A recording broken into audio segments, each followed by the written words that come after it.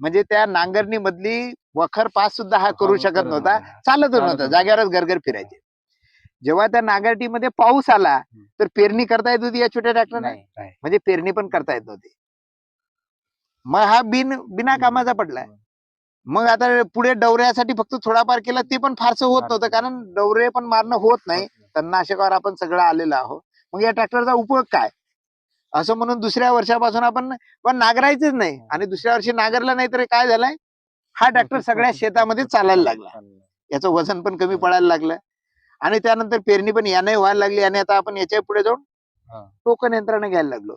म्हणजे आपल्याला दिसते की मोठे ट्रॅक्टरकडे एका इकडे चाललो होतो आपण नांगरणीसाठी पाहिजे म्हणून, आणि तिथे छोटे ट्रॅक्टर बिना कामाचे पडलेले होते. आता या ट्रॅक्टरमुळे आपला खर्च, तुम्ही सांगतो तसं खर्च पण किती येऊन राहिला की 1.5 लिटर मध्ये 1 एकर 1.5 लिटर मध्ये याची पास होते. अनेक जणांना प्रश्न पडतात